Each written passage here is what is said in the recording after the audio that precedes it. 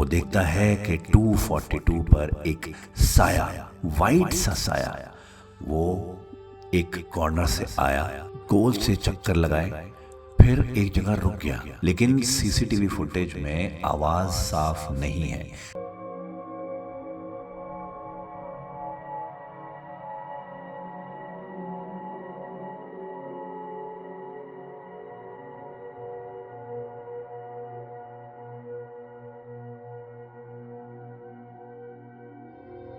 स्वागत है आपका फिर से एक बार द डायरीज के एक और एपिसोड में, मेरे यानी अहमद फराज के साथ। मैं आप सबका तहे दिल से शुक्रिया करना चाहता हूं। हम एक बड़े माइलस्टोन की तरफ बढ़ रहे हैं। 30,000 सब्सक्राइबर्स हमारे होने वाले हैं और ये सब सिर्फ आपके प्यार और मोहब्बत की वजह से है। जिस तरीके से आप लोग हमारी स्टोरी सुनते हैं, उनको शेयर करते हैं, कमेंट करते हैं, मैं तहे दिल से आप सबका शुक्रिया करना चाहता हूं। मैं और अनुश्री दोनों हम आपके बहुत आभारी हैं और इसी तरीके से हमारी स्टोरीज को सुनते रहिए और आगे शेयर करते रहिए। ये कहानी है 2016 की, नोएडा सेक्टर 48 के एक घर की। जब किसी घर में थोड़ी डार्कनेस होती है तो उस घर में एक अजीब सा साइलेंस आ जाता है, खामोशी आ जाती है। और संगीता गुप्ता, जिनकी ये कहानी है, वो इस साइलेंस से बखूबी वाकिफ है, क्योंकि आज भी इतने साल बाद, जबकि वो घर तुड़वा के दोबारा बनवाया जा चुका है, तब भी वो बीच बीच में किसी दिन बीच रात को उठती हैं और उन सालों को याद करती हैं, उस वक्त को याद करती हैं जब उनके साथ उस घर में वो सारी चीज़ें हुई थीं जिसका जिक्र आज हम करने वाले हैं। इससे पहले कि हम कहानी आगे बढ़ाएं, हम आपको एक क्लिप सुनाना चाहते हैं। कहने लगा कि आप लोग जिस घर में हैं वही सेम सिमिलर घर एक जस्ट वहाँ से 5 मिनट के वॉक पे है, अवेलेबल है। क्योंकि जिस बिल्डर ने ये मकान बनाया था उसने ऐसे ही 4 और मकान बनाए, similar design, everything was just the same. मैंने कहा अभी आए 3 महीने में रह के से कौन जाता है, बिकॉज़ आप शिफ्ट करते हैं, आपके लाखों रुपए तो शिफ्टिंग में ही चले जाते हैं, तो कौन ऐसा है कि आएगा 3 महीने के लिए और एकदम फट से निकल जाएगा। तो उन्होंने कहा इतना अपना सोचने की बात नहीं है, अपना यू एंजॉय। ड्राइवर से एक दिन अचानक मैं पूछने लगी, मैंने कहा कि देखो मुझे लगता है कि पता नहीं क्या है कि मेरा बेड ऐसे हिलता है और ऐसे कुछ है, क्योंकि इतना पुराने कोई ड्राइवर होते हैं तो आप कॉन्वर्जेशन कुछ ना कुछ हो रही होती है। तो कहने लगा मैडम कुछ है, हमने तो आपसे डिस्कस नहीं किया कि आप हमको बोलेंगे कि ये क्या सब फैला रहे हो। अब आपने क्लिप सुन लिया है तो आपको अंदाज़ा हो गया होगा कि आगे की स्टोरी, आगे की कहानी किस तरीके से जाने वाली है। संगीता ने जब हमें ये कहानी सुनाई तो उन्होंने हमें वॉइस नोट्स के ज़रिए ये कहानी भेजी और उनके वॉइस नोट्स में साफ जाहिर था कि आज भी वो उस लम्हे को, उन इंसिडेंट्स को भुला नहीं पाए हैं। वो इंसिडेंट्स जिन्होंने उनकी ही नहीं, उनकी फैमिली की भी लाइफ चेंज कर दी थी। 2016 में संगीता एक बड़ी रैशनल और नॉन सुपरस्टिशन शख्सियत थी। वो ऐसी किसी बात पर यकीन बिना किसी लॉजिक के नहीं किया करती थी जिसको आज की डेट में हम शायद पैरानॉर्मल बोलें या साइकोलॉजिकल बोलें। 2016 में संगीता और उनके हस्बैंड अरविंद का एक लॉजिस्टिकल बिजनेस था, लॉजिस्टिक्स में थे दोनों, और उसी दौरान उन्होंने सेक्टर 48 नोएडा में एक प्लॉट परचेज किया था जिसमें वो अपना घर खुद अपने मर्जी से, अपने हिसाब से कंस्ट्रक्ट करवाना चाहते थे। लेकिन जैसा कि आप लोग जानते हैं, कोई नया घर कंस्ट्रक्ट कराना इतना आसान बात नहीं है दिल्ली एनसीआर में। एक टास्क है, बहुत मेहनत लगती है, वक्त बहुत लगता है, और उस घर को कंस्ट्रक्ट होने में जो टाइमलाइन दी गई थी वो मिनिमम 1 साल की तो थी। अब इस बीच ये हुआ कि जिस घर में वो करंटली रह रहे थे नोएडा में ही, उसके मकान मालिक ने उनको नोटिस दे दिया ये बोलकर कि उसको घर बेचना है तो उनको अगले 1 महीने के अंदर अंदर ये घर खाली करना पड़ेगा। अब इमेजिन करिए एक फैमिली जो एक किराए के घर में रह रही है, अपना नया घर कंस्ट्रक्ट कराना शुरू कर चुकी है, लेकिन अभी उसको बनने में 1 साल है, और अचानक उसके मकान मालिक बोलता है कि जी खाली करो। तो ऑब्वियसली परेशानी तो होनी थी, लेकिन अब इस परेशानी से निकलने का एक ही रास्ता था कि जहां पर कंस्ट्रक्शन हो रही है, यानी कि सेक्टर 48 नोएडा में, उसी के साइट के आसपास कोई इंटरिम एक घर किराए पे ले लिया जाए, ताकि जो कंस्ट्रक्शन हो रही है उस पर नज़र भी रखी जा सके और इंटरिम वहाँ पर रहा भी जा सके। तो नए घर का एक किराए के घर की सर्च शुरू हो गई। ब्रोकर्स को बोला गया, वेबसाइट पे देखा गया, करते करते बहुत सारे घर देखे, क्योंकि वैसे तो 2 BHK 3 BHK इस तरह के बिल्डर फ्लोर मिलना कोई मुश्किल बात नहीं है रेंट पे। लेकिन जब एक तरीके का घर किसी को चाहिए, अपनी मर्जी का, जिस तरीके से वो जिस तरीके के घर में ऑलरेडी रह रहे हैं उस तरह का घर चाहिए, इसमें 4 फैमिली मेम्बर्स और सर्वेंट्स और हाउस हेल्प सब मिलाकर सारे लोग रह सकें, ऐसा घर मिलने में वक्त लगता है। और वही इन दोनों के साथ हुआ। काफ़ी वक्त गुजरने के बाद, तकरीबन 10-15 दिन गुजरने के बाद, फाइनली उनके एक ब्रोकर महेश का संगीता के पास व्हाट्सएप आता है, जिसमें 1-2 फोटो घर के दिखाए गए हैं सेक्टर 48 में ही, और उसमें लिखा है कि ये घर अभी 1 महीने पहले खाली हुआ है और किराया भी जो है वो उनके मतलब का है। संगीता ने घर के फ़ोटो देखी, उसको लगा कि यार ये बेहतर, बाकियों से बेहतर लग रहा है, तो अरविंद और संगीता ने पर्सनली विज़िट करके उसको देखने का फ़ैसला किया। एक दिन मुकर्रर हुआ और अरविंद और संगीता घर तक पहुंच गए महेश के साथ। जब वो घर में पहुंचे तो सबसे पहला सवाल संगीता ने किया कि ये कब से खाली है। तो महेश ने बताया कि जैसे मैंने आपको व्हाट्सएप पे बताया था, 1 महीने पहले किराएदार छोड़ के गए हैं और बस तब से खाली है। तो फिर अरविंद ने पूछा कि ये घर देखने में तो नया कंस्ट्रक्शन लग रहा है, तो फिर वो 1 महीना पहले छोड़ के क्यों गए, उन्होंने क्यों छोड़ा? तो जैसा कोई ब्रोकर बोलता है कि हो सकता है सर कोई फैमिली प्रॉब्लम रही हो सकता है सर कोई फाइनेंशियल प्रॉब्लम रही हो, लेकिन घर में कोई कमी नहीं है। आप घर में घूमें, सारी चीज़ें देखिए, सारा कुछ फिटिंग देखिए, सारे कमरे देखिए, आपको पसंद आ जाएगा। बस ये बोल के संगीता और अरविंद घर के अंदर घुसे हैं। संगीता ने निकाला अपना मोबाइल और उस घर के वीडियो बनाने शुरू किए, क्योंकि बच्चों को भी दिखाना था। संगीता और अरविंद के 2 बच्चे थे। बड़ा बेटा रोहन जो तकरीबन 16 साल का था और छोटी बेटी मीरा जो तकरीबन 12 साल की थी। अब उनकी रजामंदी भी ज़रूरी थी घर के लिए, तो इसलिए वीडियो बनाना शुरू कर दिया। संगीता रूम जाके जो है वो अपना वीडियो बना रही थी। तब उन्होंने नोट किया कि इस घर में लाइट बहुत कम है। कुछ कमरे ऐसे हैं जिसमें बिल्कुल ही लाइट नहीं है। तब महेश से पूछा गया कि भाई इसमें लाइट इतनी कम क्यों है, और इसी वजह से ना संगीता को थोड़ी घर में हैवीनेस महसूस हो रही थी। वजह ये थी या कुछ और, ये संगीता को बाद में रियलाइज हुआ, लेकिन उस वक्त लाइट ना देखकर थोड़ी अनईजीनेस संगीता को महसूस हुई थी। तो जब उन्होंने पूछा कि लाइट इतनी कम क्यों है, तब महेश ने थोड़ा दबी आवाज़ में बोला कि सर वो आपका पुराना घर जो है वो टू साइड ओपन है, ये 1 साइड ओपन है। पीछे घर इसके बना हुआ है, साइड में तो देखिए कंस्ट्रक्शन है ही, इसलिए पीछे वाले कमरों में थोड़ी सी लाइट का वो है। बाकी आगे देखिए, आप बालकनी में देखिए कितनी अच्छी लाइट आती है, सूरज यहाँ से आता है। वही जो एक सेलिंग पिच होती है किसी ब्रोकर की, वही थी। अब प्रॉब्लम ये थी कि ये इससे बेहतर इंटरिम घर इन लोगों को मिल नहीं रहा था, और टाइमलाइन इनकी वो वाली घर खाली करने की बहुत नज़दीक आ रही थी। और इस घर का एक बड़ा फ़ायदा जो संगीता को दिखा वो ये कि क्योंकि आसपास के सारे ही घर सिमिलर बिल्डर बनाते हैं, तो कहीं ना कहीं आर्किटेक्चर जो है घरों का, इंटीरियर जो है घरों के, वो सिमिलर होते हैं। तो इसका भी आर्किटेक्चर इनके उस घर से बहुत सिमिलर था जहाँ ये करंटली रह रहे थे। तो तक ये था कि वहाँ से सामान लाके एग्जैक्टली उसी तरीके से उसी जगह पे यहाँ रख दिया जाएगा।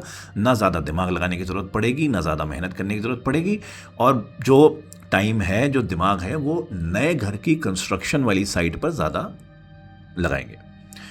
तो संगीता और अरविंद एक दूसरे से बात करने लगे और कहीं ना कहीं उन लोगों ने फैसला कर लिया था कि इंटरिमली ये घर सही रहेगा, इसको ओके कर देते हैं। तो वहीं जो है महेश को 1 महीने का किराया एज अ टोकन मनी दे के उन्होंने वो घर फाइनल कर दिया। वो घर फाइनल करके वापस अपने घर आए हैं, बच्चों से बात करी है, बच्चों को बिठाया है और बच्चों को बोला है कि वो एक इंटरिम एक घर फाइनल करके आए हैं और ये उसके वीडियो हैं। और संगीता ने वो वीडियो और पिक्चर्स जो भी लिए थे वो सारे रोहन के आईपैड पे ट्रांसफ़र कर दिए, भेज दिए। रोहन ने वो सारे वीडियोस निकाले और रोहन और मीरा आईपैड पर बैठकर वो वीडियोस देखने लगे।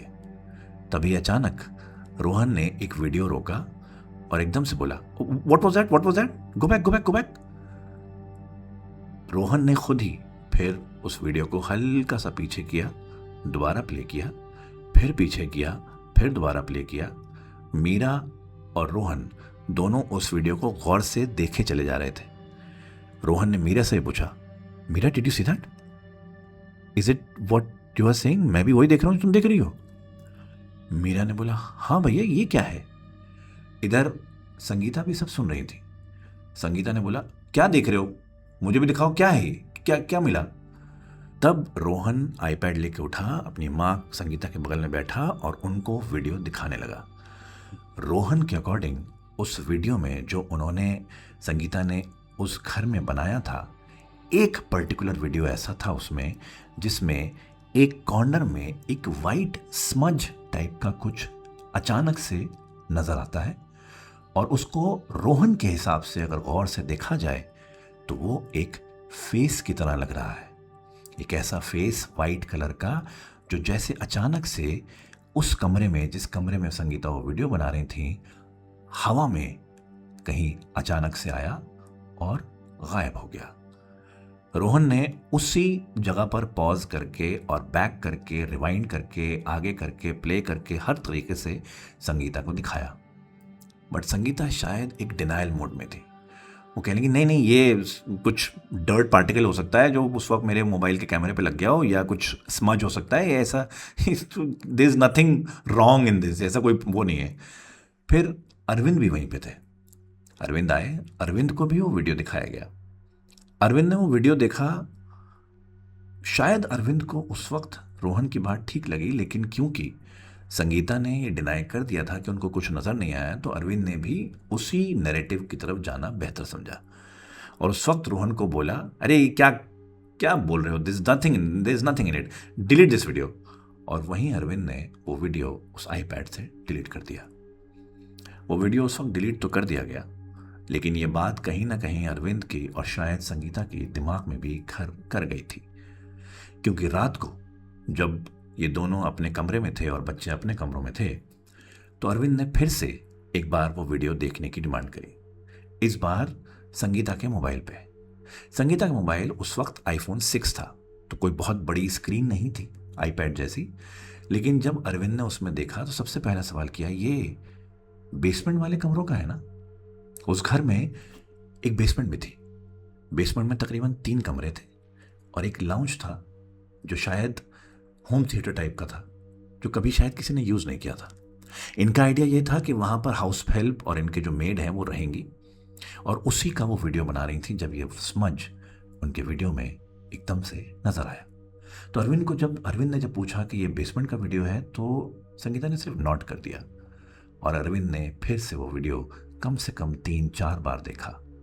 और उस वक्त भी शायद अरविंद को ये लगा कि रोहन ठीक कह रहा था, लेकिन फिर भी उन्होंने बोला, अरे नहीं, बच्चे भी ना क्या क्या बोलते रहते हैं। ये कह के मोबाइल संगीता को दिया और करवट लेके लेट गए। अरविंद तो ये बोलकर करवट लेके सो गए, लेकिन संगीता थोड़ी बेचैन थी, इसलिए फिर से उन्होंने अपना मोबाइल निकाल के उस वीडियो को देखना शुरू किया। इस बार शायद संगीता को भी उसमें कुछ नजर आया, क्योंकि उन्होंने ठीक 2 मिनट 42 सेकेंड यानी 2:42 के टाइम स्टैम्प पर उस वीडियो को जब पॉज किया, तो वाकई उसके लेफ्ट हैंड टॉप कॉर्नर में वीडियो के एक वाइट स्मज नज़र आ रहा था, जिसको अगर गौर से देखें तो उसमें आंखें और मुंह साफ देखा जा सकता था। और ऐसा लग रहा था कि उसका मुंह इस तरीके से खुला हुआ है जैसे वो एंटिटी या वो जो भी चीज़ है वो चिल्ला रही हो। ये देखकर संगीता थोड़ी सी घबरा सी गई और उनके रोंगटे से खड़े हो गए। उन्होंने अपने आप को अपने सर पे हाथ फेरा। उनको लगा कि शायद ये सब उनका भ्रम हो सकता है, और मोबाइल साइड में रखकर सोने की कोशिश करी।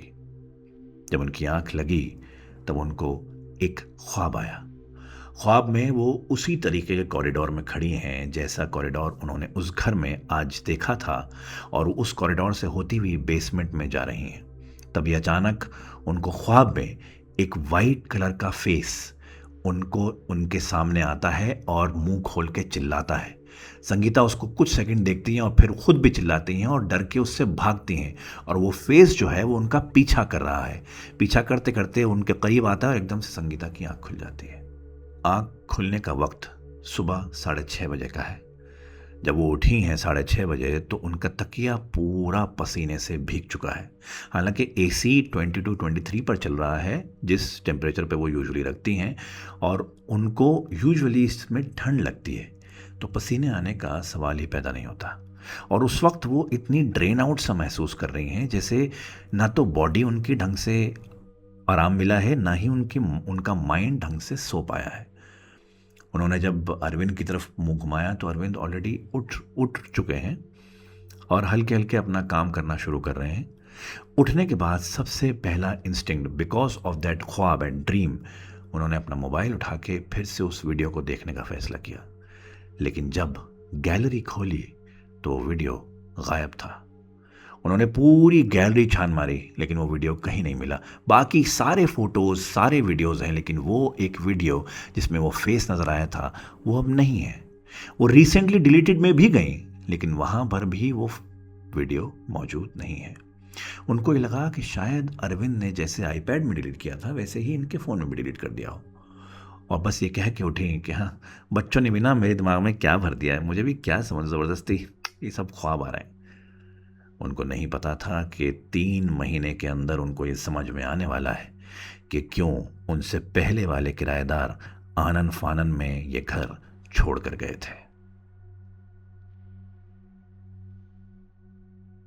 अब शिफ्ट होने में कुछ ही दिन बाकी थे और इस बीच संगीता और अरविंद इतनी बार उस घर में चले गए थे फॉर डिफरेंट रीजंस कि अब संगीता को उस घर का पूरा नक्शा कहीं ना कहीं दिमाग में छप गया था। पूरी प्लानिंग उनके दिमाग में हो गई थी कि कौन सी चीज़ कहाँ पर रखी जाएगी, कौन सी चीज़ कहाँ पर आएगी, वगैरह वगैरह। इसी बीच एक दिन वो अपने ऑफिस से घर जा रही थी। फ्राइडे का दिन था, संडे को उनको शिफ्ट करना था। महेश का, उनके ब्रोकर का फ़ोन आता है संगीता के पास और इधर उधर की बातें करने के बाद वो फिर एकदम से संगीता को बोलता है कि ओ मैडम, अभी शिफ्ट करने में थोड़ा टाइम और लगेगा मैडम, 2 दिन और चाहिए आपसे। तो संगीता एकदम से गुस्से में आ जाती है। क्यों महेश जी, 2 दिन क्यों चाहिए? सारी तैयारियां हो चुकी हैं, सब पैकिंग हो चुकी है, फिर 2 दिन की क्या ज़रूरत है? वो क्या हुआ मैडम कि आपने डीप क्लीनिंग का बोला था ना, बस वही करवा रहे थे तो एक लड़का जो है वो फर्स्ट फ्लोर की बालकनी से नीचे गिर गया है। नीचे गिर गया मतलब क्या हुआ उसे? अरे पता नहीं मैडम, ज़्यादा कुछ पता नहीं लग पाया, पर हाँ, हाथ उसका टूट गया है और थोड़ा उसका पीठ में भी थोड़ा सा स्प्रेन आया है। बाकी घबराने की कोई बात नहीं है, वैसे वो ठीक है, पर न जाने क्या बड़बड़ आ रहा था कि नीचे गिरा दिया, धक्का दे दिया। ऐसा हो ही नहीं सकता। उस वक्त घर में सिर्फ 2 ही लोग थे और दूसरा लड़का 2nd फ्लोर पर काम कर रहा था। ये असल में बच्चा सा तो है ही, कुछ ज़्यादा बोझ डाल दिया होगा रेलिंग पे, नीचे गिर गया, बस ऐसे बड़बड़ा रहा है। पैसे वैसे दे के कर देंगे, आप फिक्र मत करिए, बस 2 दिन का टाइम आप दे दीजिए। ये सुनकर संगीता थोड़ी सी सैड भी हुई और सारी प्लानिंग जो उन्होंने कर रखी थी उस पर कहीं ना कहीं अब पानी फिरने वाला था। थोड़ा सा उनको गुस्सा भी आया, लेकिन अगेन उनके पास कोई चारा नहीं था। तो उन्होंने महेश से सिर्फ इतना बोला, महेश जी 2 दिन मतलब 2 दिन, इससे ज़्यादा नहीं। हाँ हाँ मैडम, बस 2 दिन, ये कह के फ़ोन काट दिया। कुछ देर संगीता गाड़ी में ही बैठकर सोचने लगी। उनका फ़ोन उनके लैप पे रखा हुआ था। न जाने क्यों ये बात सुनकर जितना उनको हैवीनेस या जितना सैडनेस होनी चाहिए थी उससे ज़्यादा हो रही थी। न जाने क्यों ऐसा लग रहा था कि कुछ ठीक नहीं है। फिर उन्होंने फ़ोन उठाकर अरविंद को फ़ोन किया, अरविंद को पूरा किस्सा सुनाया। अरविंद भी उधर फ़ोन के उधर कुछ देर बिल्कुल खामोश हो गए। उसके बाद सिर्फ इतना बोला कि बच्चों को बताने की ज़रूरत नहीं है कि ऐसा हुआ है, उनको बस इतना बताना है कि संडे के बजाय अब ट्यूसडे शिफ्ट करेंगे क्योंकि काम अभी बाकी है। संगीता ने हामी भरी और वो घर चली गई। उसके बाद कुछ दिन बाद फाइनली वो दिन आया जब वो लोग शिफ्ट हो रहे थे। सारा सामान उस घर में पहुंच गया था, सारे कार्टन्स पहुंच गए थे। संगीता ने सारे कार्टन्स जब अनलोड करवाए थे तो अपने सामने सुपरवाइज़ करके फ्लोर वाइज कार्टन रखवाए गए थे। किचन का सामान कहाँ जाएगा, कौन सा कार्टन कहाँ जाएगा, उन्होंने ख़ुद अपने हाथ से कार्टन पे चीज़ें लिखी थी, कौन सा कार्टन कौन से सामान के लिए है, क्या है, सब कुछ। ये सारे कार्टन उनकी अपनी अपनी जगह पर रखवाने के बाद अगले दिन सुबह को गृह प्रवेश की पूजा फिक्स की गई।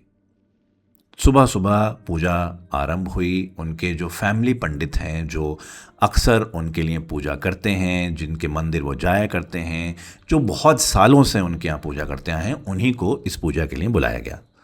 उन्होंने गृह प्रवेश की पूजा करी, सारा जो रिचुअल होते हैं वो किए, उन्होंने पूरे घर में धूप दिखाई, सब कुछ किया, वो पूरे घर में जो रिचुअल होते हैं वो सारे किए गए। उसके बाद जब पूजा संपन्न हो गई, सबको प्रसाद बांट दिया गया, सब कुछ हो गया, तो पंडित जी आम तौर पर पूजा ख़त्म होने के बाद प्रसाद वगैरह करके और दक्षिणा लेके चले जाते हैं। लेकिन उस दिन न जाने क्यों पंडित जी उस घर में कुछ वक्त और रुके और एक एक करके हर कमरे में जाने लगे, हर कॉर्नर में, हर जगह पर जाने लगे। और सारे कॉर्नर, सारी जगह पर जब वो हो आए और वापस आए तो संगीता लॉबी में कार्टन्स के पास बैठ के कुछ अनपैकिंग कर रही थी, कुछ चीज़ें देख रही थी।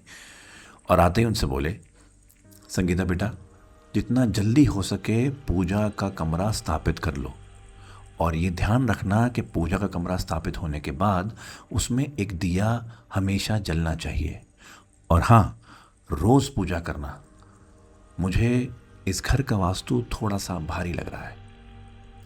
ये सुनकर संगीता थोड़ा सा स्माइल करेगी, जैसे वास्तु भारी मतलब पंडित जी? पता नहीं, पर मेरे हिसाब से इस घर का वास्तु थोड़ा भारी है, तो जितना कह रहा हूँ उतना करना। और हाँ, ध्यान रहे कि पूजा का कमरा जल्दी से स्थापित होने के बाद वो दिया जलते रहना चाहिए हमेशा। ये सुनकर संगीता थोड़ी सी शी वॉज टेकन अबैक। खैर, जैसा पंडित जी ने बोला था, उन्होंने बोला जी पंडित जी, और वो उनकी बात सुन ली। पंडित जी ये कहकर अपना जूते वूते पहने, दक्षिणा ली और वहाँ से चले गए।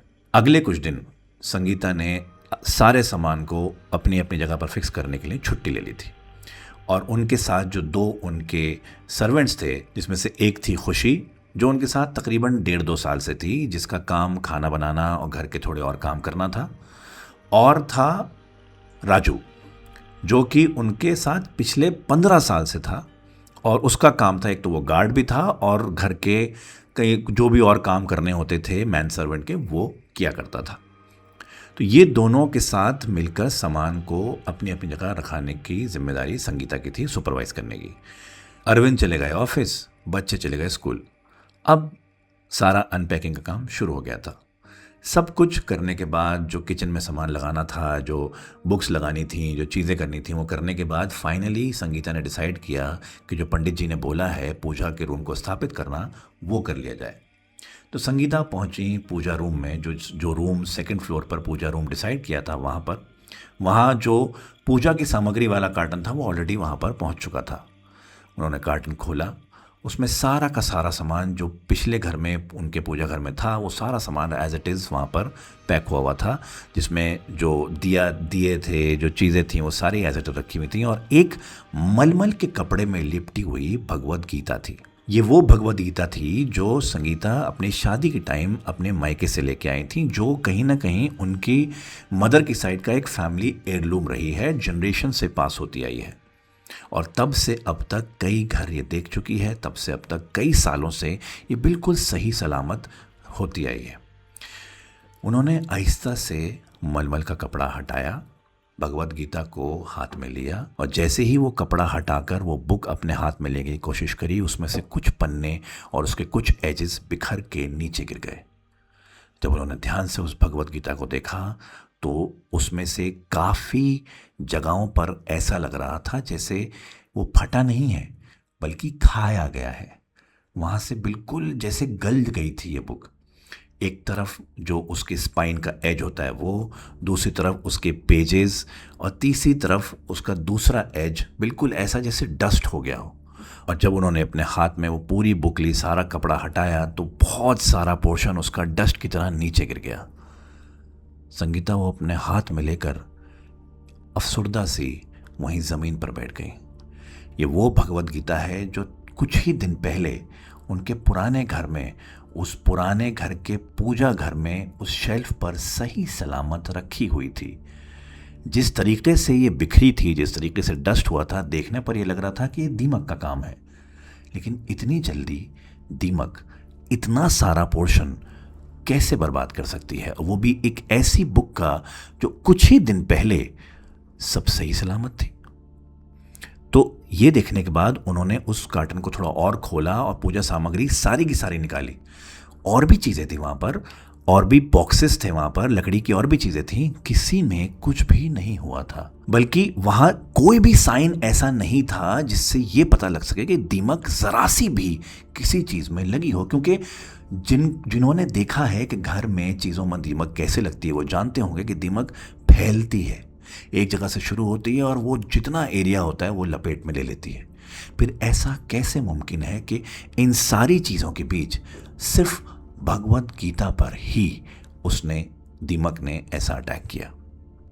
ये देखकर संगीता थोड़ी डर गई थी, लेकिन उस वक्त कोई और चारा नहीं था। उन्होंने भगवत गीता को वापस मलमल के कपड़े में लपेटा और पूजा घर में जहां पर रखना था वहां पर रख दिया और पूजा घर को स्थापित कर दिया। उसके बाद कुछ दिन सही गुजरे। एक दिन संगीता अपने ऑफिस से वापस घर की तरफ आ रही थी। अरविंद उस वक्त उनके साथ नहीं थे, अरविंद की कोई मीटिंग थी, वहां गए हुए थे, और बच्चे भी उस वक्त तक शायद घर नहीं आए थे। लेकिन जब संगीता घर के पास पहुंची तो घर में उसी गली में एंटर होने के बाद उन्होंने देखा कि घर के बाहर राजू खड़ा है और हाँफता सा इधर उधर टहल रहा है। और हैरानी की बात यह थी कि उसके हाथ में एक रुद्राक्ष की माला थी और उसको हाथ में लेके वो कुछ पढ़ रहा है, कुछ चैंट कर रहा है। संगीता पहुंची, तकरीबन कुछ 5:30 बजे के आसपास के टाइम होगा, और एकदम राजू को देख के थोड़ा सा हैरान हुई। गाड़ी पार्क करके बाहर निकलते हुए बोली, क्या हुआ राजू, तू यहां पर क्यों है? राजू कुछ नहीं बोला। उसके चेहरे पे डर था, उसके माथे पे पसीना था। उसको देखकर संगीता बोली, राजू क्या हुआ, क्यों इतना परेशान हो? चलो अंदर चलो, फर्स्ट फ्लोर पे बात करते हैं। क्या हुआ है? फर्स्ट फ्लोर की लॉबी में संगीता बैठी है, राजू खड़ा है। संगीता पूछती है, क्या हुआ था, क्यों इतना परेशान है, और ये माथे पे पसीना किस तरीके का है?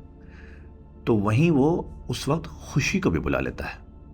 खुशी भी आ जाती है और फिर दोनों मिलके जैसे उन संगीता के सामने खड़े होते हैं और कुछ बोलने की जैसे कोशिश सी है, लेकिन बोल नहीं पा रहे। तो संगीता फिर पेस्टर करती है कि बताओ क्या हुआ है।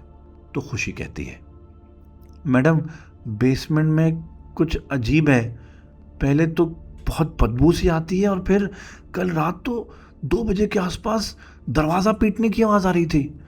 मैडम हमसे नहीं रहा जा रहा बेसमेंट में, बहुत डर लगता है।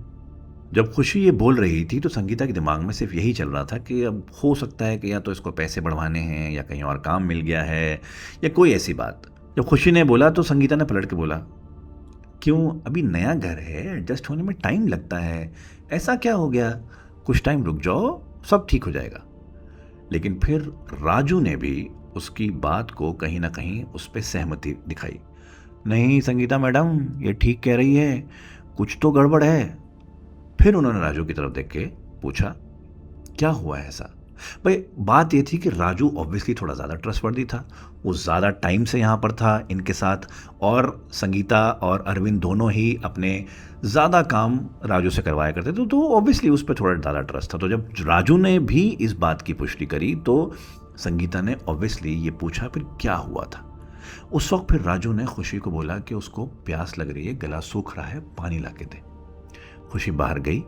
जब बाहर गई खुशी तो संगीता को कान में थोड़ा सा फुसफुसा के राजू ने बोला कि मैडम ये जाने के लिए नहीं कह रही है, ये कोई ऐसी बात नहीं है, ये जो बोल रही है बिल्कुल ठीक बोल रही है, मैं आपको बताता हूँ क्या हुआ था। फिर जो राजू ने बताया वो सुनकर संगीता के भी जैसे रोंगटे खड़े हो गए। राजू ने बताया कि वो किसी वक्त पौधों में पानी दे रहा था, पौधों की पोजीशंस ठीक कर रहा था, वो जो भी काम उसको बता के गए थे वो कर रहा था, और उसके बाद वो अपने हाथ धोने और अपने आप को रिलीव करने बेसमेंट के वॉशरूम में गया। तो जब वो वॉशरूम में था तब वॉशरूम के बाहर वॉशरूम के दरवाजे पे 3 बार नॉक हुई। उसको लगा खुशी है, तो उसने उसको बोला कि थोड़ा रुको, अभी वक्त लगेगा। उसके बाद वो अपना हाथ वाथ धोने लगा। कंटिन्यूसली उसको ऐसा लग रहा था कि जो भी है जिसने नॉक किया है वो दरवाजे के बाहर ही है, क्योंकि उसको हल्के हल्के पैरों के चलने की आवाज़ आ रही थी, जैसे कोई बाहर दरवाजे के लेफ़्ट राइट कर रहा हो। तो उसने फिर बोला, आ रहा हूँ। हाथ वाथ धो के जैसे ही उसने दरवाज़ा खोला है उसको ऐसा लगा कि जो भी बाहर था वो वहाँ से निकल के कॉरिडोर में उसके रूम तक गया है, उसके रूम में जो कॉरिडोर के दूसरे एंड पे था। कॉरिडोर हल्के से अंधेरे में था तो उसको सिर्फ एक परछाई सी जाती नजर आई। उसको लगा खुशी उसके कमरे में क्यों जा रही है, तो उसने आवाज लगाई, लेकिन वहां से कोई आंसर नहीं था। तो वो आहिस्ता से अपने कमरे की तरफ जाने लगा कि अचानक उसको कुछ गिरने की आवाज़ आई, जैसे कुछ बहुत ज़ोर से गिरा हो। तो एकदम से भागा अपने कमरे में और देखा कि उसका जो वीआईपी का बड़ा सूटकेस है, जो वो एक अलमारी के ऊपर रखता है, वो नीचे गिरा हुआ है और उसमें जो सामान था, उसके जो कपड़े थे, वो सारे बिखरे पड़े हैं बाहर। और खुशी वहाँ नहीं है, बल्कि वहाँ कोई भी नहीं है, बल्कि एक अजीब सी बदबू है, जैसे सीवर में से आती है वैसी बदबू। ये बड़ी अजीब बात थी। बदबू है, उसका सामान बिखरा पड़ा है और खुशी भी नहीं है। ऐसा कैसे पॉसिबल है? वो ये सब देख ही रहा था कि अचानक उसको महसूस हुआ कि कोई कॉरिडोर में बाहर है। वो एकदम से बाहर आया और उसको लगा कि जो भी था वो सीढ़ियों पे ऊपर गया है। वो एकदम से भागता हुआ सीढ़ियों के ऊपर आया। कुछ ही सेकंड बीते होंगे, लेकिन सीढ़ियों के ऊपर भी कोई नहीं था। ना तो सीढ़ियों के ऊपर, ना बाहर की लॉबी में, ना घर के अंदर, कहीं नहीं था। पर ऐसा कैसे मुमकिन है कि खुशी इतनी जल्दी ऊपर आई और गायब सी हो गई? जब उसने आवाज़ लगाई तो उसको पता लगा खुशी तो सेकंड फ्लोर पर है, वो तो नीचे आई ही नहीं। फिर कौन था और इतनी जल्दी अचानक सीढ़ियों पे से कैसे गायब हो सकता है? जब वो सीढ़ियों के ऊपर था तो एक लौती लॉजिकल एक्सप्लेनेशन उसको ये लगी कि शायद कोई बंदर आ गया है, जो अलग अलग कमरों में बेसमेंट में जा रहा है और चीज़ें बिखरा रहा है खाने की तलाश में शायद। तो वो उसने डंडा निकाला और सीढ़ियों पे ऊपर खड़ा हो गया, और वो जो सीढ़ियाँ नीचे बेसमेंट में जा रही थी वहाँ टॉप पे खड़ा हो गया। उसके सामने इस वक्त वो कॉरिडोर विजिबल था जो बेसमेंट में है। उसकी आंखों के सामने एक चीज़ कॉरिडोर के लेफ्ट से कॉरिडोर के राइट में, लेफ्ट जहाँ पर राजू का कमरा है, राइट जहां पर खुशी का कमरा है, लेफ्ट से राइट एकदम से गई है। और इतना फास्ट वो चीज़ गई है कि उसकी आंखों से एकदम से ओझल हो गई, जैसे अगर वो ब्लिंक करता तो शायद वो चीज़ उसको नज़र भी नहीं आती, इतनी तेज़। ये बात बहुत घबराने वाली थी। ये देखकर राजू के हाथ से डंडा एकदम से गिर गया और उसके गले में पड़ी उसकी रुद्राक्ष की माला उसने ऐसे पकड़ ली, उसने उतारी और अपने हाथ में ले ली, जैसे रुद्राक्ष की माला अपने हाथ में लेकर उसको सेफ फील हो रहा हो। और उसने नीचे से आवाज़ लगाई खुशी को, तो खुशी ऊपर से झांक के बोल रही है, क्या हो गया? राजू के समझ नहीं आ रहा कि खुशी ऊपर है, अंदर कोई है नहीं। एक अजीब सी चीज़ लेफ्ट से राइट गई है, जिसका न कोई शेप था ना साइज़। कैसे? यही घबराते हुए, यही सब देख के घबराता हुआ वो एकदम से बाहर आया था घर के, जब संगीता ने उसको देखा था। संगीता ये सुनकर थोड़ी सी घबराई, लेकिन वो नहीं जानती थी कि आगे इस घर में और क्या क्या होने वाला है।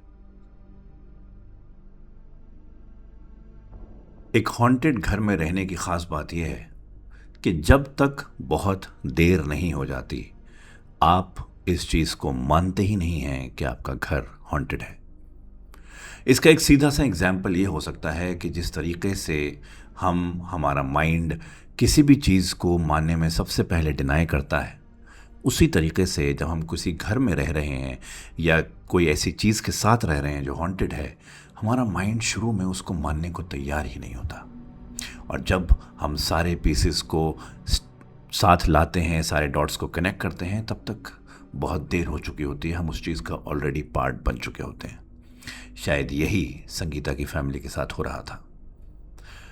अब उनको उस घर में रहते हुए तकरीबन 6-7 महीने हो चुके थे। अरविंद को किसी काम से मुंबई जाना पड़ा था कुछ मीटिंग्स के लिए। संगीता घर पे ही थी। रात के तकरीबन 12:30 बज रहे थे। बच्चे अपने अपने कमरों में जाकर सो गए थे। संगीता ने भी अपने कमरे में बैठ के अपना लैपटॉप खोल लिया था, कुछ काम कर रही थी। और उनके कमरे में लैपटॉप की लाइट, एक नाइट लैम्प की लाइट और बाथरूम से हल्की हल्की आती हुई छनकी भीनी सी लाइट, बस ये कुछ रोशनी थी। अदरवाइज़ पूरा कमरा अंधेरे में था। रात को सोने से पहले अरविंद और संगीता का एक रिचुअल था कि किसी भी जगह पर हों, कोई भी ज्योग्राफी में हो, किसी भी टाइम जोन में हो, एक दूसरे को रात को कॉल करके, एक दूसरे से बात करके ही वो दिन को ख़त्म किया करते थे। उस दिन भी अरविंद का रात को स्काइप कॉल आया लैपटॉप पर। संगीता ने स्काइप कॉल रिसीव किया। दोनों एक दूसरे से बात करने लगे, दिन कैसा था, क्या हुआ, कंस्ट्रक्शन कैसी चल रही है, ऑफिस कैसा चल रहा है, किस क्लाइंट के साथ क्या है, वगैरह वगैरह। और इससे पहले कि संगीता वो डिटेल दे पाती, अचानक अरविंद ने काट के बोला, रोहन सोया नहीं क्या अभी? नहीं, बच्चे तो कब के सो गए, 11 बजे सो गए थे। तो फिर ये बाथरूम में कौन गया? उनका बेड उनके कमरे में इस तरीके से रखा था कि उनके ही पीछे एक वॉक इन क्लोजेट था, जिसका रास्ता बेड के बिल्कुल साइड से जाता था, और वॉक इन क्लोजेट से होते हुए वॉशरूम जाना होता था।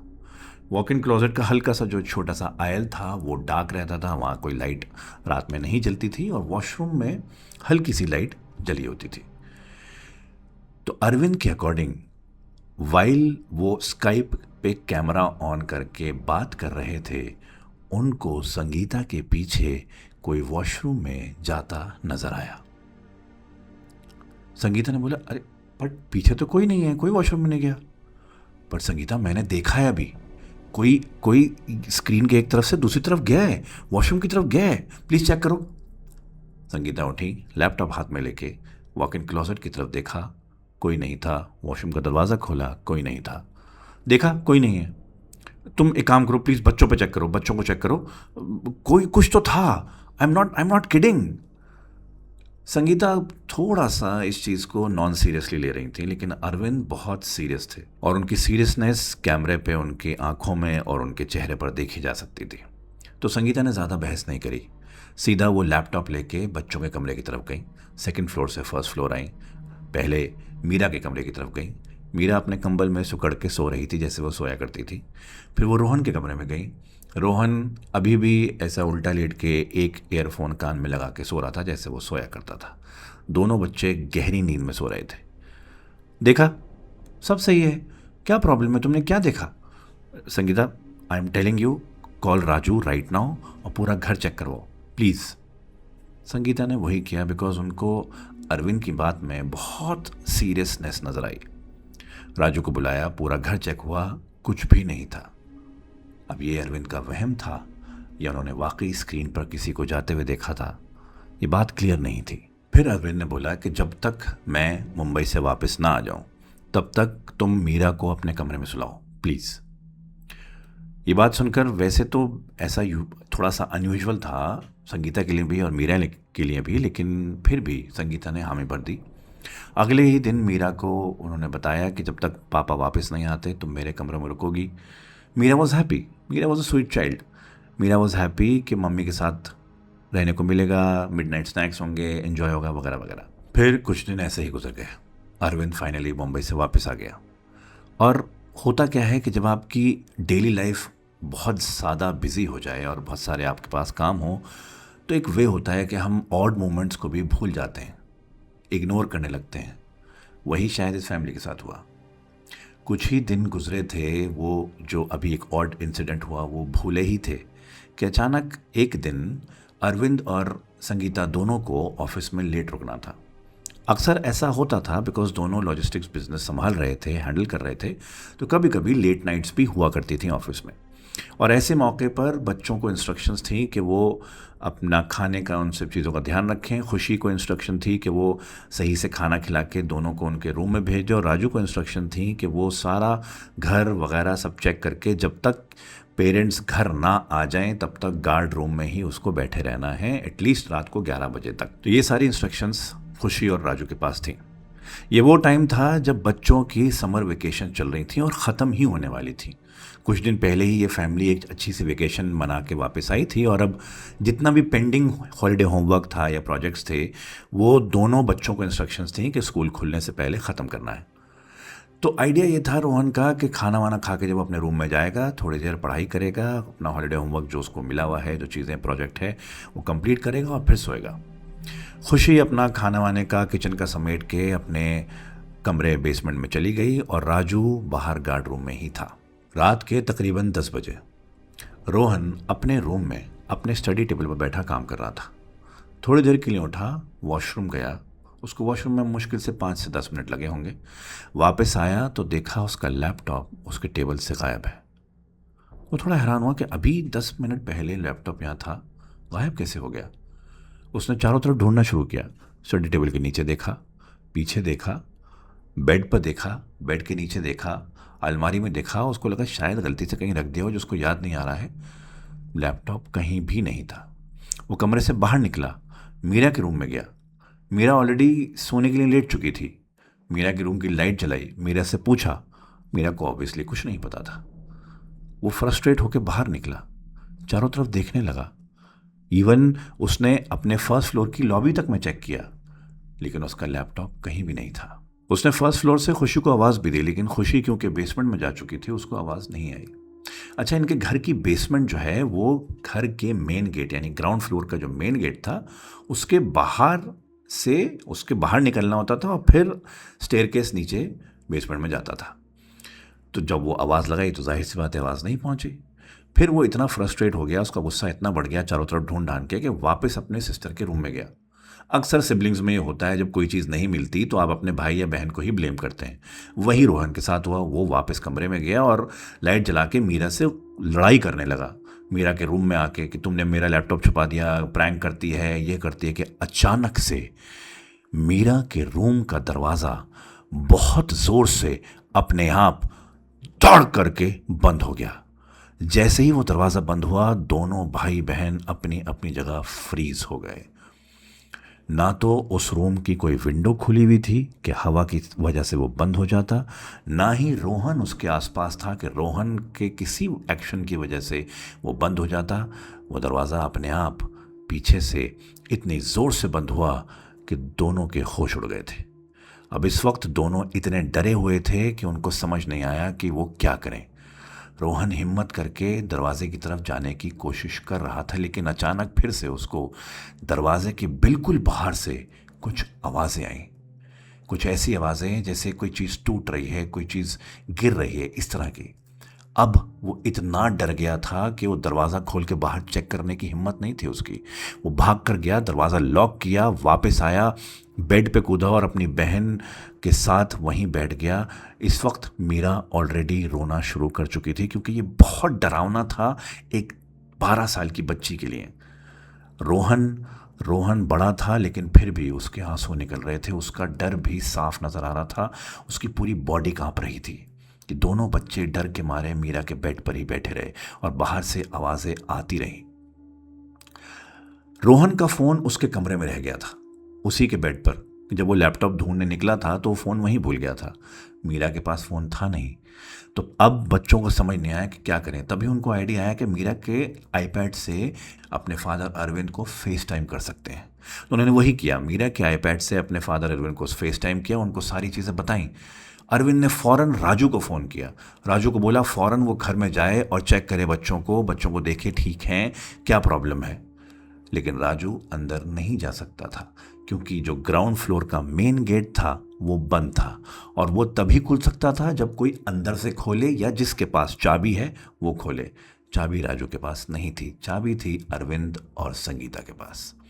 अब इस वक्त राजू अंदर नहीं जा सकता, और सबसे डरावनी बात ये थी कि बच्चे तो फर्स्ट फ्लोर के रूम में अंदर बंद थे, राजू ग्राउंड फ्लोर पे मेन गेट के बाहर था। तब भी राजू को अंदर की लॉबी से हलचल की आवाज़ें आ रही थी, जैसे कोई अंदर है जो हरकतें कर रहा है, चल रहा है, चीज़ें फेंक रहा है, या कुछ हरकतें हो रही हैं जैसे कोई अंदर मौजूद है। ये बात और डरावनी थी। राजू ने अरविंद को फ़ोन करके सारी चीज़ें बताईं।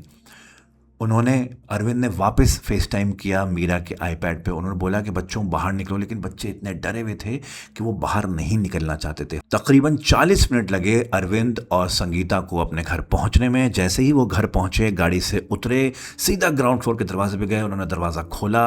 राजू, खुशी, अरविंद और संगीता अंदर घुसे हैं। जब वो ग्राउंड फ्लोर में घुसे हैं, ऊपर रोहन को और मीरा को उनकी आवाज़ें आई हैं, और वो फाइनली इतना थोड़ा सेफ फील करा कि वो दरवाज़ा खोल सकें। रोहन उठा, उसने मीरा के कमरे का दरवाज़ा खोला, और बाहर मीरा के बिल्कुल दरवाजे के बाहर चौखट पे रोहन का लैपटॉप पड़ा था, टूटा हुआ, स्मैश्ड, जैसे किसी ने उसको बहुत ज़ोर से कई बार नीचे फेंक के मारा हो।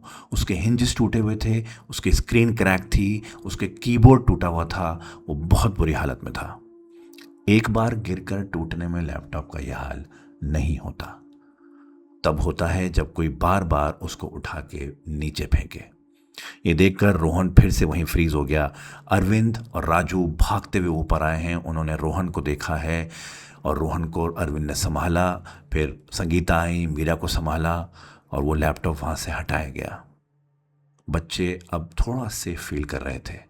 अरविंद और राजू ने पूरे घर का मुआयना किया, हर कमरा देखा, हर जगह देखी, लेकिन किसी भी तरीके का कोई फोर्स्ड एंट्री या किसी और के आने का अंदेशा किसी भी तरीके का नहीं मिला। बच्चों को फाइनली अपने अपने कमरे में लिटा दिया गया। संगीता रोहन के पास बैठी, उससे बात करी, उसको दिलासा देने के लिए या उसको ये उसके माइंड में कोई और चीज़ ना आए इसलिए ये बताया गया कि रोहन और मीरा के रूम्स के बीच में जो एक कंसोल टेबल रखी हुई है, लैपटॉप शायद रोहन से गलती से उस पर छूट गया और वो हिला होगी कंसोल टेबल किसी वजह से और लैपटॉप नीचे गिरा, इसलिए उसका यह हाल हुआ। लेकिन रोहन इस बात को मानने को तैयार नहीं था, यहाँ तक कि जब संगीता ने यह बात उसको दिलासा देने के लिए बोली तो वो अपनी ही माँ से लड़ पड़ा। उसने सीधा सीधा बोला कि आपको नहीं पता है कि उस वक्त क्या फीलिंग थी, मुझे पता है, मैंने लैपटॉप वहाँ नहीं छोड़ा, सो डोंट टेल मी कि मैंने क्या देखा या क्या फील किया। पूरा घर और घर के सारे लोग अब धीरे धीरे बड़े अजीब व गरीब हरकतें और अजीब व गरीब माहौल में फंसते चले जा रहे थे।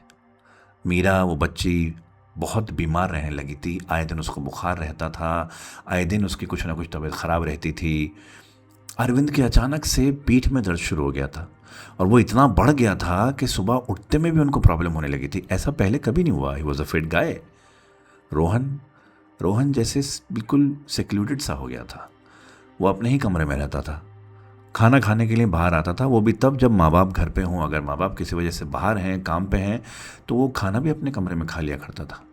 सब एक दूसरे से अलग से होते जा रहे थे।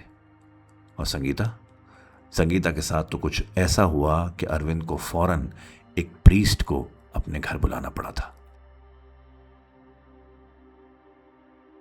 मसल रिलैक्सेंट्स और पेन किलर अब अरविंद के जैसे रूटीन का हिस्सा बन गए थे। बिना इन दवाइयों के अरविंद से ना तो बेड से उठा जाता था और ना कोई काम किया जाता था। और ये बीमारी, ये दर्द अब कहीं ना कहीं उनके मेंटल हेल्थ पर भी एक टोल ले रहा था। इतना कि ना तो वो काम पर जा पा रहे थे, ना ही काम कर पा रहे थे और उस वजह से फ्रस्ट्रेट भी रहने लगे थे, गुस्सा भी आने लगा था। डॉक्टर सिंह इनके फ्रेंड भी थे और फैमिली डॉक्टर भी थे। काफ़ी टाइम से यूएस में थे। वहाँ से फ़ोन करके जब अरविंद ने उनको अपनी हालत बताई थी तो कुछ मेडिसिन प्रिस्क्राइब कर दी थी। अब वो फाइनली इंडिया आ गए थे। तो अरविंद और संगीता ने पहली फुर्सत में उनसे मुलाकात करने का फ़ैसला किया। भाई उनसे अपॉइंटमेंट कम लगता था और एक फ्रेंड के सामने बैठ के बातें करना ज़्यादा लगता था, जो बातें करते करते कहीं ना कहीं ट्रीटमेंट में भी हेल्प किया करते थे।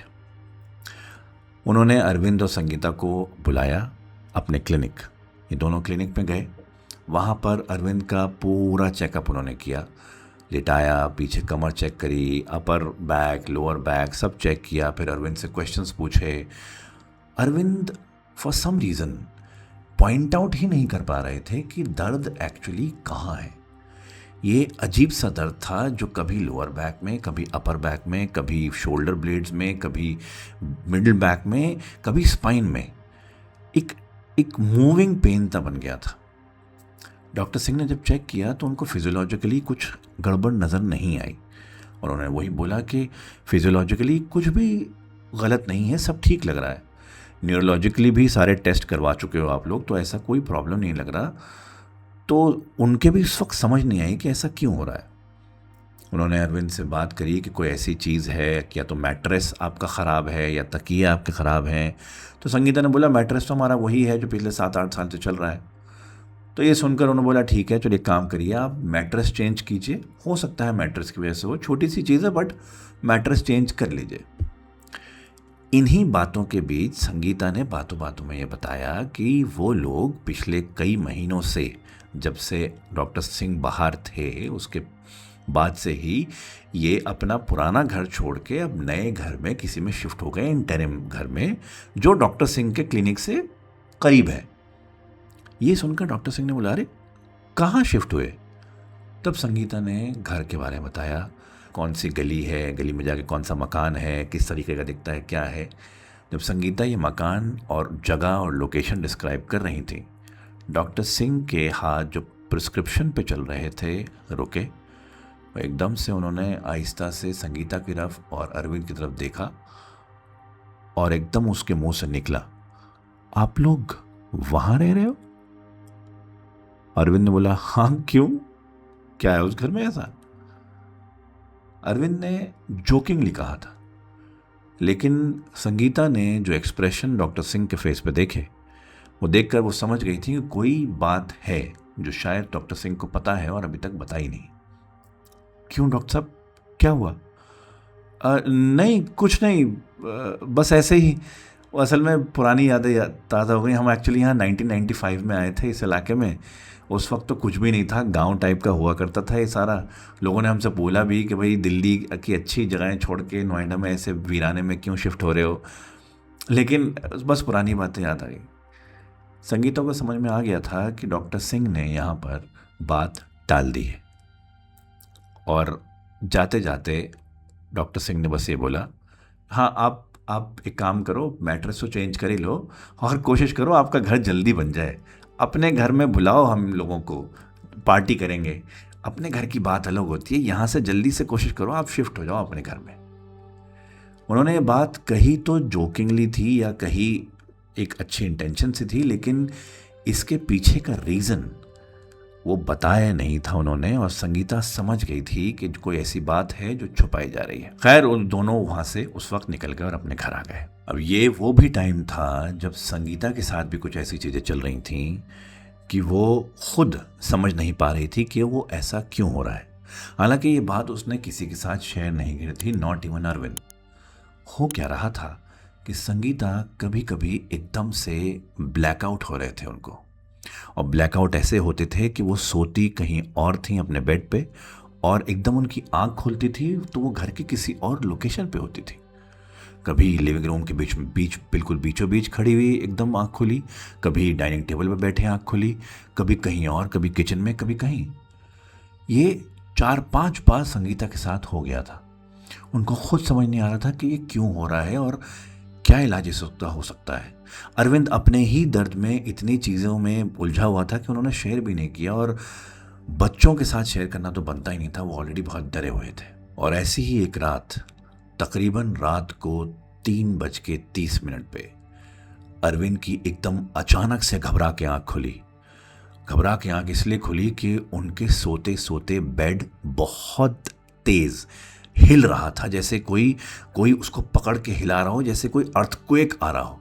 जैसे ही अरविंद की आंख खुली, बेड शेक होना बंद हो गया कुछ ही सेकंड के अंदर। अरविंद ने एकदम पंखा देखा, क्योंकि जब अर्थक्वेक आता है तो सबसे पहले आप वो चीज़ें देखते हो जिससे ये साबित हो जाए कि अर्थक्वेक है। पंखा अपनी जगह बिल्कुल ठीक था, पंखा अर्थक्वेक के तरीके से नहीं हिल रहा था। बाकी चीज़ें देखी सब ठीक थी, तो इसका मतलब बेड ऐसे कैसे हिल रहा था। और क्योंकि उनकी आंख खुलते ही बेड रुक गया था, थम गया था, स्टिल हो गया था जैसा था, तो एक सेकंड को लगा कि ये हिल भी रहा था या उनका भ्रम था। खैर आंख खुली तो हैबिट अनुसार जब आप उठते हैं तो आप बेड के साइड में ऐसे हाथ मारते हैं। उन्होंने देखा कि संगीता बेड पर नहीं है। एक सेकंड को वो हुआ कि संगीता इस वक्त कहाँ जा सकती है। फिर उठे, वॉशरूम में देखा, वॉशरूम में भी नहीं थी, तो सोचा कि शायद नीचे गए होंगे पानी लेने के लिए। संगीता को आवाज़ लगाई, लेकिन कोई जवाब नहीं आया। अपने रूम का दरवाज़ा खोला और बाहर गए तो देखा कि उनके ही फ्लोर की लॉबी में जो टेबल रखी है उसकी कुर्सी पर संगीता बैठी। हालांकि लॉबी में अंधेरा था, एक फिगर सा नज़र आ रहा था, लेकिन कोई भी जो आपके करीबी लोग होते हैं आप उनको उनकी परछाई भी देखेंगे, उनका सिलुएट भी देखेंगे तो आप पहचान जाएंगे कि वही है। वही अरविंद के साथ हुआ। वो पहचान गए थे कि संगीता है, संगीता बैठी हैं, और उनका फेस भी अरविंद की तरफ ही है। अरविंद ने आवाज़ लगाई, संगीता, लेकिन संगीता की तरफ से कोई रिस्पॉन्स नहीं था। वो इतनी स्टिल बैठी हुई थी कि मानो कोई स्टैचू। कुछ देर के लिए, कुछ सेकंड के लिए अरविंद को शक भी हो गया कि ये संगीता ही है, क्योंकि इतना स्टिल बैठने का कोई रीजन नहीं था। और रात के इस पहर वो वहां पर कर क्या रही थी। अरविंद थोड़ा और आगे बढ़ा और लाइट की तरफ पहुंचे। एक बार फिर आवाज लगाई, कोई जवाब नहीं था। लाइट खोली तो देखा कि संगीता आंखें खुली हुई है। संगीता अरविंद की तरफ देख रही है। चेहरे पे एक अजीब सी स्माइल है, लेकिन किसी चीज का रिस्पॉन्स नहीं कर रही। आगे हाथ भी ऐसे किया, कोई रिस्पॉन्स नहीं। फिर कंधे पे हाथ रख के जोर से हिलाया, संगीता। तब मानो संगीता किसी डीप डार्क जगह से एकदम से वापस आई है। संगीता एक कंफ्यूज स्टेट में थी, आंखें फड़फड़ा रही थी और एक चारों तरफ देख रही थी। और फिर देखा कि अरविंद साइड में खड़ा है, उनका हाथ इनके कंधे पर है। और फिर सवाल पूछती है कि मैं यहाँ कैसे आई। ये सवाल सुनकर अरविंद भी हैरान हो जाता है कि उनको खुद नहीं पता कि वो यहाँ कैसे आई। अरविंद ने जब ये देखा, वो किचन में गए, पानी लाया, संगीता को पानी दिया, संगीता ने पानी पिया। इस वक्त कोई बात नहीं कर रहे एक दूसरे को। उन्होंने सहारा देके संगीता को उठाया। पेन किलर उन्होंने भी ले रखी थी। दोनों ने कहीं ना कहीं एक दूसरे को सहारा दिया और कमरे में आके बैठ गए। एक ऑकवर्ड सा साइलेंस कमरे में भर गया था। दोनों बेड पर बैठे थे, लेकिन बात नहीं कर रहे थे और बिल्कुल साइलेंस में बैठे थे और अजीब सी हैवीनेस थी कमरे में। फिर कुछ देर बाद फाइनली संगीता ने अरविंद से कहा कि ये पहली बार नहीं था जब वो सोई अपने बेड पर है और उठी कहीं और है। ये सुनकर अरविंद भी हैरान रह गया। फिर संगीता ने सारी बात बताई कि पिछले कई बार ऐसा हो चुका है कि वो सोती हैं और ब्लैकआउट होता है और फिर किसी और लोकेशन पे पहुंचती हैं। उनको समझ नहीं आता है कि क्यों पहुंची, क्या स्लीप वॉकिंग है, ब्लैकआउट्स हैं, जोन्ड आउट है, क्या है, कुछ समझ नहीं आ रहा। और यही बातें करते करते सुबह हो जाती है। किचन में खुशी काम कर रही है, ब्रेकफास्ट बना रही है। संगीता अपने रूम में रेस्ट करने की कोशिश कर रही हैं। अरविंद उसी वक्त उठकर सीसीटीवी चेक करने का फैसला करता है। वो जाता है दूसरे रूम में जहाँ पर वो लैपटॉप रखा है जिसमें सीसीटीवी कनेक्टेड है। वो लैपटॉप खोलता है, सीसीटीवी की ऐप खोलता है और पिछले रात की फुटेज देखना शुरू करता है। सीसीटीवी फुटेज देखते हुए जब वो टाइम स्टैम्प देख रहा है तो उसको रियलाइज़ होता है कि 2:35 पर संगीता अपने रूम से निकल के, बेडरूम से निकल के बाहर की तरफ आई और कुर्सी पे आके बैठ गई है और बिल्कुल स्टिल बैठी है। कुछ नहीं कह रही, कुछ नहीं कर रही, बस बैठी है। और ठीक 2:42 की टाइम स्टैम्प पर जो अरविंद उस सीसीटीवी फुटेज में देखता है, वो देखकर उसके होश उड़ जाते हैं। वो देखता है कि 2:42 पर एक साया, वाइट सा साया, वो एक कॉर्नर से आया संगीता के पास। पहले उसने एक गोल से चक्कर लगाए, फिर एक जगह रुक गया, फिर जैसे संगीता से बात कर रहा है। संगीता कुछ बड़बड़ा रही है, वो भी कुछ बोल रहा है, लेकिन सीसीटीवी फुटेज में आवाज़ साफ नहीं है। संगीता की आवाज़ हल्की हल्की अजीब सी, ऐसे जैसे दूर से आ रही हो वैसी आ रही है, लेकिन कुछ समझ नहीं आ रहा कि क्या है। ऐसा लग रहा है कि दोनों में कुछ कॉन्वर्जेशन हो रही है, लेकिन कुछ नहीं पता क्या। और कुछ ही मिनटों में वो साया गायब हो जाता है। उसके बाद फिर वो देखता है कि जैसे वो 3:30 पर कमरे उठा था, फिर वो उसके बाद वापस अपने बेडरूम से बाहर आया था, उसको संगीता मिली थी। वो सारा फुटेज देखता है, लेकिन वो साया उसको ठीक 2:42 पर ही दिखा था। देखकर वो उसके हाथ पैर कांपने लगते हैं।